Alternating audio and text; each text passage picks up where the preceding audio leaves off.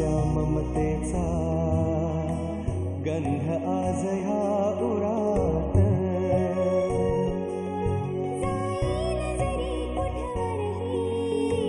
वंदनीय तिचे पाय, माझी माय, माझी माय, माझी माय.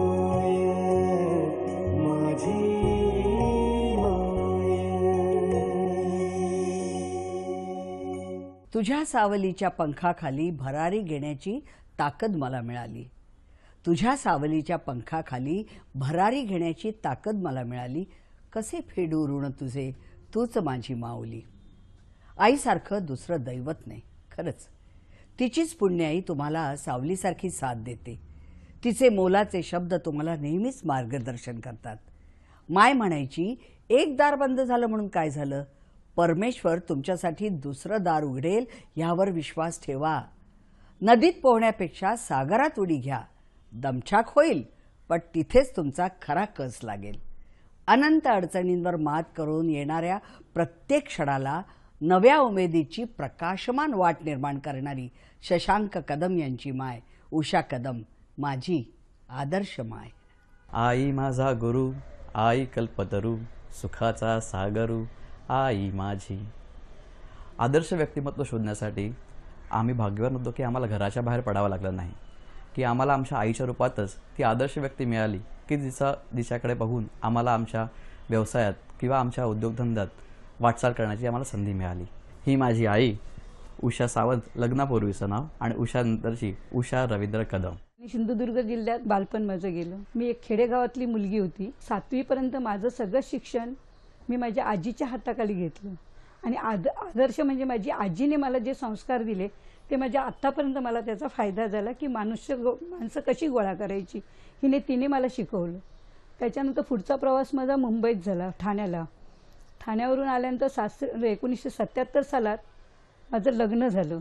या मित्रधाम, मी ज्या वास्तूत राहते त्याच वास्तूत माझं खाली सभागृह आहे, तिथे माझं लग्न झालं. आणि मी ह्या घरात आली. घरात आल्यानंतर मला जसं माहेर होतं तसंच मला सासर मिळालं. सासरे माझे प्रत्येक वेळी मला मार्गदर्शन करत गेले. हे मला सगळं शिक्षण मिळालं तर ह्या सासरच्या लोकांकडूनच मला मिळालं. आणि अनायासे मला असा एक चान्स आला की मला व्यवसाय काहीतरी करायचा होता. माझा उद्देश होता व्यवसाय काहीतरी करायचं, पण मला सुचत नव्हतं काय करायचं. त्यावेळी मी सारखा विचार करायचे. अनायासे खाली हॉल होता. एक दिवशी सासऱ्यांचे मित्र माझ्या घरी आले, त्यांचं नाव दळवी. ते म्हणाले, त्यांचं मुलाचं लग्न होतं, त्यांनी हॉल बुक केला आणि मला सर्व मॅनेज करायला त्यांनी सांगितलं की तुम्ही बघायचं, मी सगळं बुकिंग केलेली आहे. आणि त्यांचं तो कार्यक्रम मी पार पाडल्यानंतर मला असं कळलं की हे मी करू शकेन. आपल्या समाजातल्या आपल्या बायका का करणार नाहीत. त्यात मी पण पुढाकार घेतला आणि माझ्या मित्रासारख्या गप्पा मारल्या. 8 दिवस आमचं डिस्कशनमध्ये गेलं आणि आम्ही सगळ्यांना घाबरून आम्ही न सांगता हा व्यवसाय चालू केला. लहानपणाच्या वेळेला जेव्हा मला स्टीवन जॉन्सन सिंड्रोम झाला, इट वॉज तो एक भारतामध्ये म्हणा किंवा जगामध्ये खूप कमी लोकांना होतो.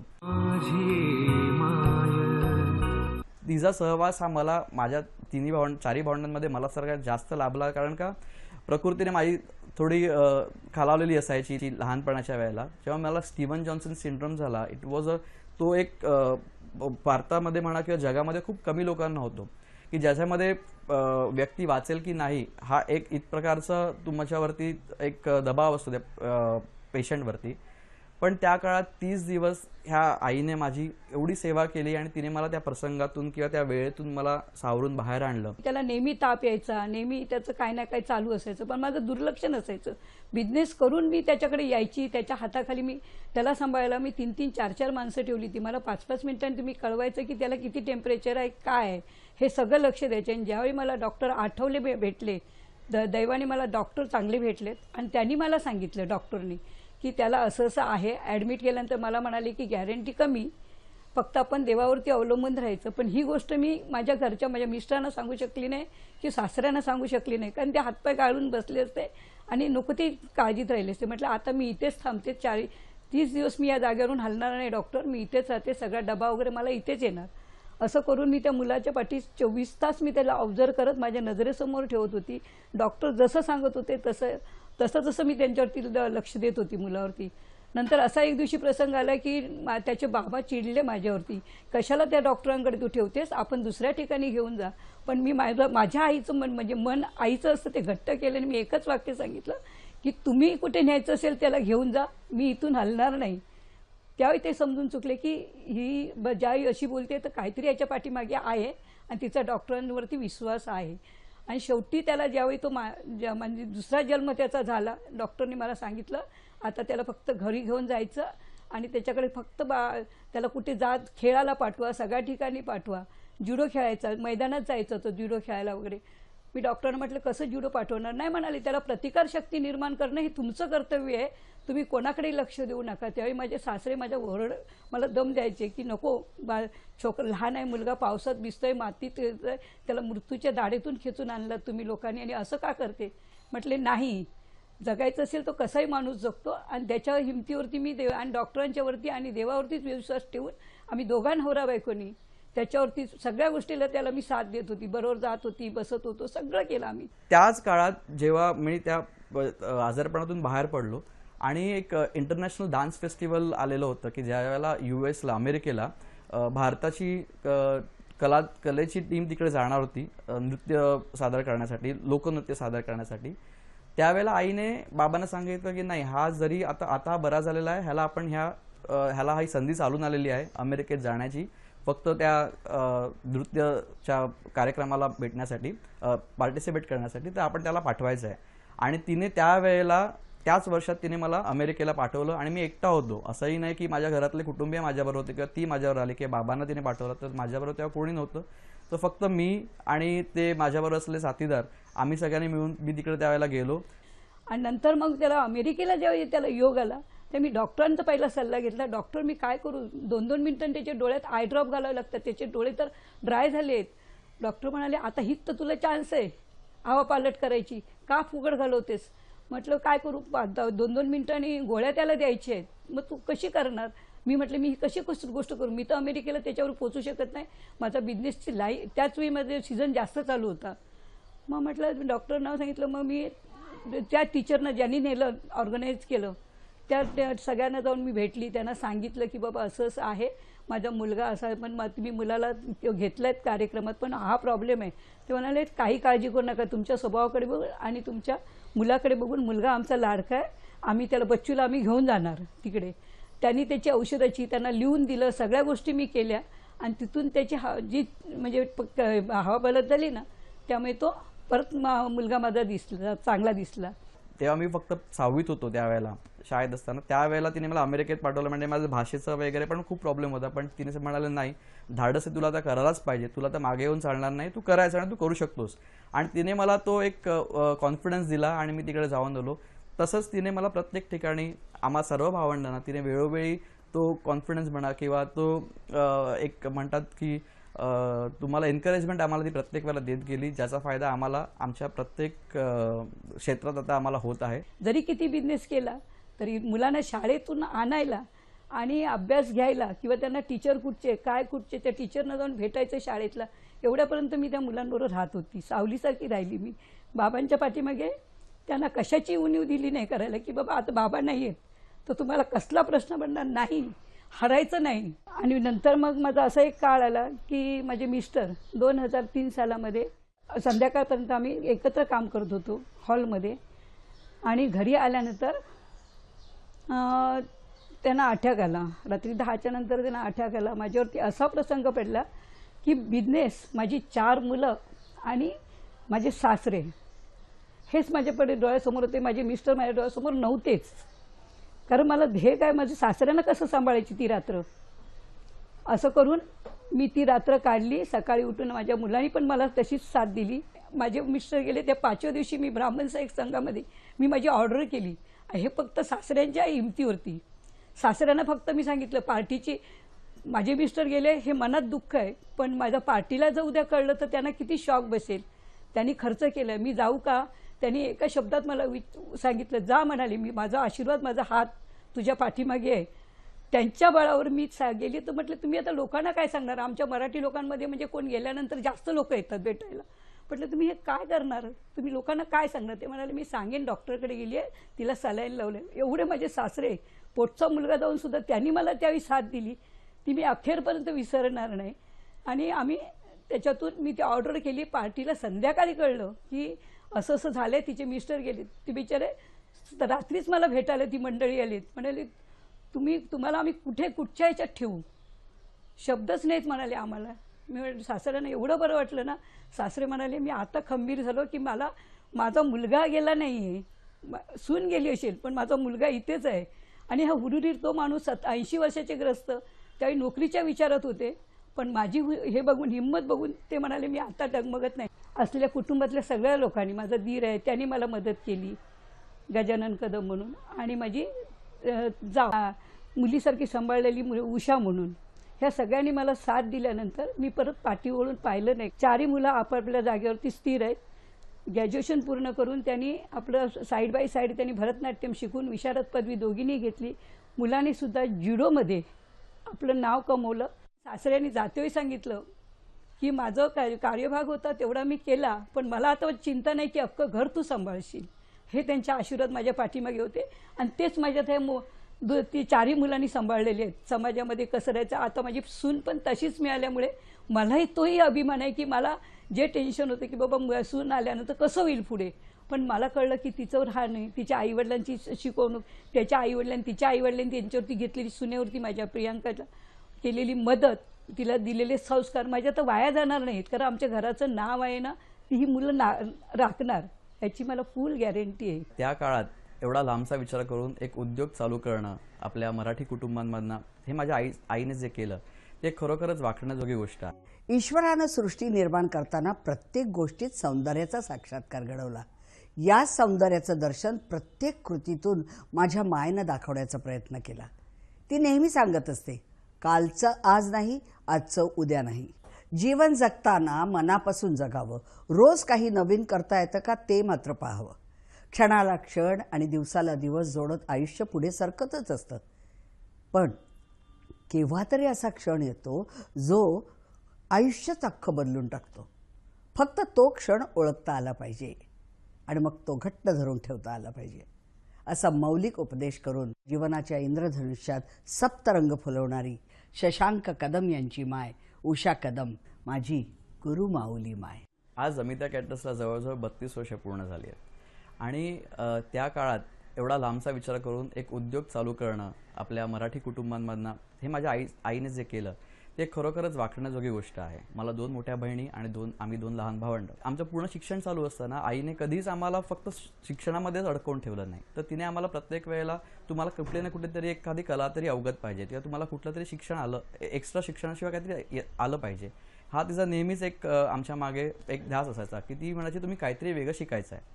तर त्या उद्देशाने तिने मोठ्या दोन्ही बहिणींना भरतनाट्यममध्ये घातलेलं होतं. त्या दोघेही त्यांनी आपापलं भरतनाट्यम पूर्ण केलं. म्हणजे माझ्या धाकटी जी माझ्या म्हणजे 1 वर्ष फक्त मोठी बहीण आहे, तिने 7वीत असताना तिचं अरंगेत्रम पूर्ण केलं. ते रवींद्रनाथ मंदिरला एक मोठा दिमागदार कार्यक्रम आईंनी आणि बाबांनी मिळून तो साजरा केलेला होता. ते डोळ्याचं पाळणं फिटावं एवढी लोक त्या कार्यक्रमाला जमलेली होती आणि माझ्या बहिणीने पण खूप छान प्रकारे परफॉर्मन्स करून तो कार्यक्रम पूर्ण केला होता. तसेच जसं मगाशी आई म्हणाली की बाबांचं जाणं हा आमच्यावरती ओढवलेला एक मोठा अपघात होता आणि तो ज्या वर्षी ठरला त्याच वर्षी माझ्या मोठ्या बहिणीचं लग्न पण ठरलेलं होतं. तरीही माझ्या आईने कुठेही न डगमगता किंवा आम्हाला कुठलीही कमतरता, कुठलीही जाणीव न होऊ देता तो कार्यक्रम तिने खूप दिमागदारपणे साजरा केला. आणि त्या कार्यक्रमाला तिने अशा प्रकारे कुठली अरेंजमेंट केली होती की त्यावेळेला आमचं शिक्षण चालू होतं, त्यामुळे आम्हाला कुठलीच कल्पना नव्हती की तो कार्यक्रम कसा होणार आहे. पण जवळजवळ 3000पेक्षा जास्त लोक त्या कार्यक्रमाला उपस्थित होते. एक मोठं मैदान बुक करण्यात आलेलं होतं आणि आईने बाबा असतील तर त्यांनी जे केलं असतं त्याच्याही पेक्षा जास्त तिने करून दाखवलं, जेणेकरून बाबांची कमतरता आम्हाला कुणालाही कुठेही जाणवू नये. पण ते शेवटी असतंच की बाबांना आम्ही तिकडे प्रत्येक ठिकाणी मिस केलंच, पण आईने तो एक प्रयत्न तिच्यापर्यंत केलेला की तिने बाबांचा मनात ठेवून तो कार्यक्रम छान प्रकारे पार केला होता. तसंच माझ्या आईचं उद्योजकता म्हणून आम्ही जेव्हा तिच्याकडे बघतो तेव्हा खूप साऱ्या काही गोष्टी तिच्याकडनं शिकण्यासारख्या आहेत. म्हणजे जसं मगाशी म्हणालो की त्या काळात तिने हा उद्योग चालू करण्याचं ठरवलं आणि तो उद्योग नुसता उद्योग म्हणून नाही तर ज्याला आता आमच्या काळामध्ये आम्ही त्याला इव्हेंट मॅनेजमेंट म्हणतो, हा प्रकार तिने त्या काळात चालू केलेला होता. म्हणजे लग्नात नुसतं जेवण न देता अमिता कॅटरर्स ही नाव त्यांनी त्या कंपनीला दिलं, पण त्याच्यामागे ते लोक पूर्ण वेडिंग प्लॅनिंग प्रकार करत होते त्यावेळेला. पण फक्त ती टर्मिनॉलॉजी त्यावेळेला माहिती नव्हती लोकांना की त्याला काय म्हणतात, म्हणून अमिता कॅटरर्स हा जो शब्द त्याने घेऊन कॅटरिंगला सुरुवात केलेली होती. पण भटजीला लागणारं साहित्य, भटजी, अक्षता, फुलं, त्याच्याबरोबर पेढे, त्यानंतर लग्नाला काही ज्या गोष्टी लागतात जसं पत्रिका वगैरे, ह्या सगळ्यांसाठी आई त्यावेळेला आलेल्या आमच्या क्लायंटना मदत करत होती. आणि त्या गोष्टी आता जेव्हा मी हा व्यवसाय पुढे घेऊन चाललो आहे आणि तेव्हा जुनी जी लोक येतात, म्हणजे जसं माझं भाग्य आहे की मी ज्यांची लग्न करतोय, ज्यांच्या आईबाबांची लग्न आईने त्या काळी केली होती, आणि ती मंडळी जेव्हा सांगतात की नाही त्यावेळेला तुझ्या आईबाबांनी आम्हाला ह्याच गोष्टी दिलेल्या होत्या जसं तू आम्हाला देतोस, तर ते ऐकून मलाही खूप आश्चर्य वाटतं की त्यावेळेला ह्या गोष्टी तिने कशा केल्या असतील, त्यावेळेला ह्या गोष्टी त्या लोकांना कोणी सांगितल्या असतील. पण खरोखरच ते त्यांची एक दूरदृष्टी होती की त्यांनी त्या प्रकारे ते करत आले. आज तिचं आणि एक दुसरा मुद्दा म्हणजे तिचे प्रत्येक वेळेला नाविन्य जपत आलेली आहे. म्हणजे त्या काळात तिने नाविन्य जपलेलं म्हणूनच हा व्यवसाय एवढा आमचा पुढे आला. पण आताही जेव्हा मी शिक्षण घेतलं हॉटेल मॅनेजमेंटचं पूर्ण तांत्रिक त्याचं मी पदवीधर शिक्षण घेतलं त्याचं, आणि मी जेव्हा या व्यवसायात आलो त्यावेळेला पण माझ्या काही आयडिओलॉजी होत्या, तर त्याहीपेक्षा काही छान डिटेलिंग्स तिने मला इंट्रोड्यूस करून दिल्या की ज्याचा फायदा आम्हाला आमच्या कॅटरिंग व्यवसायात आमच्या क्लायंट्सना आम्हाला देता येतो.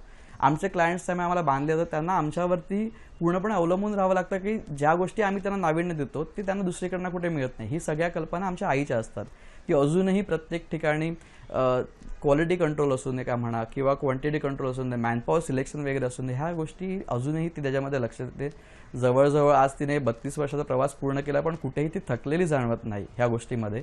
हा एक मोठा आम्हाला तिच्याबद्दल वाटणारा एक आदर आहे. की माझ्या सासऱ्यांची इच्छा होती की आपल्या घरात कोणतरी डॉक्टर व्हावं, ही त्यांची एवढी इच्छाशक्ती होती. पण माझ्या 4ही मुलांनी काय त्याच्यात इंटरेस्ट घेतला दिसला नाही. माझी माय 4 मुलांना कसं घडवायची ही प्रत्येक आईला चिंता असते की कसं करायचं, मुलांना काय द्यायचं. पण मी जे बालपण नंतर लोकांची म्हणजे महात्मांची पुस्तकं वाचल्यानंतर मला कळायचं की माझी मुलं पण मागे येता कामा नये, त्यांनी स्वतःच्या धडाडीवरतीच उभं राहायला पाहिजे, असा एक निर्णय होता. आणि त्यामुळे प्रत्येक मुलीकडे किंवा मुलांकडे मी जातीने शाळेत घेऊन जाणं, शाळेतून घेऊन येणं, हे 12वीपर्यंत मी त्यांना कॉलेजपर्यंत केलं. आणि त्यानं तसं मी घडवत गेली आणि मुलांनीही मला तशी साथ दिली.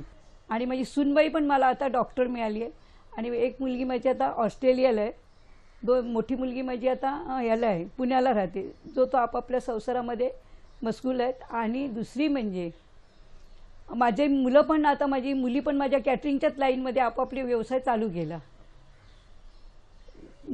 मुलांनी आपला कॅटरिंगचा व्यवसाय आता चालू केलेला आहे प्रत्येकाने. मोठ्या मुलीने हॉटेल घातलं आहे, 2 नंबर मुलगी ऑस्ट्रेलिया हॉटेलमध्येच मॅनेज करते सगळं. हे बघून मला आता समाधान वाटते. माझा मुलगा फक्त दुसऱ्या लाईनला, म्हणजे तो फोटोग्राफी थोडा आम्हाला मॅच आहे तो, पण तो आज कॉलेजमध्ये रचना कॉलेजमध्ये प्रोफेसर म्हणून तो आपली नोकरीकडे करतो. माझ्या सासऱ्यांची इच्छा होती की आपल्या घरात कोणतरी डॉक्टर व्हावं, ही त्यांची एवढी इच्छाशक्ती होती. पण माझ्या 4ही मुलांनी काय त्याच्यात इंटरेस्ट घेतला दिसला नाही. पण मला देवाने म्हणतात ना, त्यांची इच्छा पूर्ण केलीच. त्यांच्याच बहिणीची नात, म्हणजे माझ्या सासऱ्यांच्याच बहिणीची नात, ही तिचं नाव प्रियांका बाबूराव राणे, ती MD गायनॅक स्पेशालिस्ट आहे. आणि म्हणजे माझ्या मुलांसारखीच ती मला मिक्सअप आहे. आणि त्यांचं जुनं नातं म्हणजे सासऱ्यांच्या बहिणीची नात असल्यामुळे आणखी ती जवळ आली आमच्या. त्यामुळे कुटुंब पाहुणे मंडळीशी वेगळी वाटत नाही, आम्ही एकाच कुटुंबातले आहोत असं आम्हाला वाटतं. तशी मला 4 नातवंड आहेत. आणि 4ही नातू म्हणजे सदाफुलीसारखी नेहमी हसत, नेहमी मस्करी करत असतात. आणि मला आजी आई म्हणतात. तेव्हा मला एवढं आयुष वाटतं की मी आजारी नाहीच आहे, मी त्यांच्या एवढीच झाली आहे. मी त्यांच्यासाठी आज माझी 2 नंबरची नात, म्हणजे 2 नंबर मुलीची मुलगी, ती माझ्याकडेच असते. तिची आई ऑस्ट्रेलियाला असल्यामुळे ती माझ्याकडे असते. पण तिच्यासाठी मी माझे सगळं बुद्धिबळ म्हणा, काय खेळ असतात, त्यांचे गेम असतात, हे सगळे मी शिकून घेतलं. का तर तिला एकटं पडू द्यायचं नाही, तिच्या आईवडील नाही, तिला मला घडवायचं आहे. त्या मुलीला मी आज घडवलं तर ती मुली पुढे जाईल असं करून केलं. तसंच मला ह्या कुटुंबाने पण सगळ्यांनी मला साथ दिली आहे, माझ्या मुलांनी, तसंच माझ्या फॅमिलीनी, सगळ्यांनी. आज माझ्या पाठीमागे जो हा व्यवसाय चालला आहे अजूनही, आणि व्यवसाय हे माझं औषध आहे. मी ह्या क्षेत्रामध्ये कसं आलो किंवा ह्या व्यवसायात मला कशी त्यांनी मला परवानगी दिली असं किंवा मला एक एंट्री करायला दिलं, ह्याच्याबद्दल एक छानशी आठवण माझ्याकडे आहे. मी माझं हॉटेल मॅनेजमेंटचं शिक्षण पूर्ण केलं आणि त्यानंतर मी MBA करायचं ठरवलं, की माझ्या आजोबांना शिक्षणाची खूप आवड होती. जसं मगाशीने सांगितलं, की माझ्या आजोबांना डॉक्टर्स कोण घरात किंवा इंजिनियर्स असेल असं तिला हवं होतं, पण तसं आमच्याकडनं नाही झालेलं. पण मला आजोबा म्हणाले, की तुला उच्च पदवीचं शिक्षण तुला घ्यायचं असेल तर तुझ्याकडे मार्ग मोकळा आहे. तर मग आजोबांची इच्छा आणि मग मला पण ते वाटलं, की आम्ही हे करू शकतो. तर म्हणून मी माझी इच्छा माझ्या आईकडे व्यक्त केली, की म्हटलं आई आता मला MBAसाठी मला शिक्षण घ्यायची, पुढे मला MBA करायची माझी इच्छा आहे, तर ते मी आता करतोय म्हणून. तर तिने म्हणाले ठीक आहे बघ आता माझं कसं होतं, म्हणजे आईचं हे तुम्हाला वाक्य सांगतो, की तिने मला सांगितलं की आता मुलांचं शिक्षण ग्रॅज्युएशनपर्यंत करून द्यायचं ही माझी जबाबदारी होती आणि आता सर्व मुलांची शिक्षण मी पूर्ण केलेली आहे, तुझं पण ग्रॅज्युएशन झालेलं आहे, तर ह्याच्या पुढचं शिक्षण ही तुझी जबाबदारी राहील. त्यामुळे कारण काय उद्या मी पुढच्या शिक्षणाला पण मीच तुला जर मदत केली तर बाकीचे भावंड म्हणतील की आम्हाला तू का नाही मदत केलीस. त्यापेक्षा मी प्रत्येकाला समभाव असला पाहिजे. त्याप्रमाणे जर तुला पुढचं शिक्षण करायचं असेल तर तू ठरव, म्हणजे तुला तुझं जॉब तुला करून किंवा तू तुझे पैसे कमवून तुला तुझं MBA पूर्ण करावं लागेल. मग मी म्हटलं की अरे आई पण ते करताना कसं शक्य मला होईल की जॉब करून ते पूर्ण करून मी फुल टाईम MBA करायचा विचार तेव्हा करत होतो. तर ती मला म्हणाली एक काम करते तू एक काम कर माझ्याकडे, जेव्हा तू काम करशील तेव्हा मी ड्रायव्हर काढते आणि तुला ड्रायव्हर म्हणून ठेवीन आणि तू जसा कॉलेजवरनं आलास की तू मला ऑर्डरला घेऊन जात जा, माझ्यावर राहत जा आणि तो ड्रायव्हरचा जो काय पगार आहे तो तुझा राहण्याखाण्याचा खर्च करेल, त्याच्या व्यतिरिक्त तुला काही मिळणार नाही माझ्याकडून. तर मलाही गाडी चालवायची खूप आवड होती, तर मी म्हटलं चला मी येईन. मी म्हटलं तुझ्याबरोबर मी आता ड्रायव्हरचा जॉब तू ड्रायव्हरला बिंदास आता काढू शकतेस, मी तुझ्या ड्रायव्हर म्हणून राहायला तयार आहे. पण मला वाटलेलं की हा एक विनोदाचा भाग असेल, ती मला फक्त मस्करी म्हणून म्हणण्यात असेल, पण तिने खरोखरच मला पूर्णपणे ड्रायव्हरची ट्रीटमेंट दिलेली होती. म्हणजे ती मला मार्केटमध्ये घेऊन जाण्यापासून, तुझ्या कुठल्या हॉलवरती घेऊन जाण्यापासून, ती रात्र असो सकाळ असो किती वाजले तरी ती मला घेऊन जायची. परत गाडीत बसल्या बसल्या ती मला सांगायची गाडी पुसलेली नाही आहे, गाडी पुसून घे. म्हणजे ती गाडी पण पुसण्याचं काम मला करावं लागायचं. त्यामुळे मला कळलं की नाही आता जेव्हा मी स्वतः ड्रायव्हर ठेवतो तेव्हा आता मला ड्रायव्हरचे प्रॉब्लेम्स काय ते कळायला लागलेत आणि त्यामुळे माझ्या ड्रायव्हरसारखं वागवत नाही, तर उलट मी त्याला एक माझा मित्र समजूनच वागवतो. आणि ही अख्खं शिक्षण मला माझ्या आईने दिलं, कारण का तिने मला त्या प्रसंगातून जायला पाठवलं की जेणेकरून मला त्या माणसाची किंमत कळली. माझं आज वय 64 वर्षाचं आहे. ह्या वयामध्ये पण मी कधी यांना दाखवत नाही की मी रात्री 2 वाजेपर्यंत झोपली नाही तरी सकाळी उठून माझं कार्य सगळं करत असते. आणि मेमरीवरती माझा शिक्षण तर याच्यात झालेलं नव्हतं कॅटरिंगमध्ये, पण अनुभव जो होता माझ्या गाठीशी सगळ्या लोकांचा आणि आशीर्वाद होते कुटुंबाचे म्हणा, सगळ्या लोकांचे जे माझ्या पाठीमागे आशीर्वाद होते, त्या आशीर्वादावरती मी हा सगळा जोर करत गेली. कधी कोणाचं वाईट चिंतायचं नाही हे तर पहिलंच मनात ठरवलं होतं. एकाचं त्या कारणाने सोडून द्यायचं, त्याला वेळ पडली तर त्याला मदत करायची, असं करून मी आतापर्यंत ह्या जागेवर आली. म्हणून देवाने प्रकृती मला आतापर्यंत तिला निदान मुलांना कधी माझ्यापासून त्रास झालेला नाही.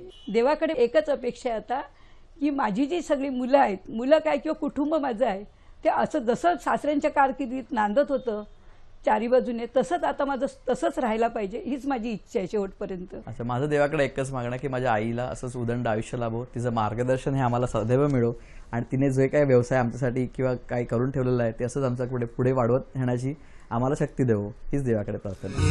एकच दैवा एकच मात्र एकच माझी माय.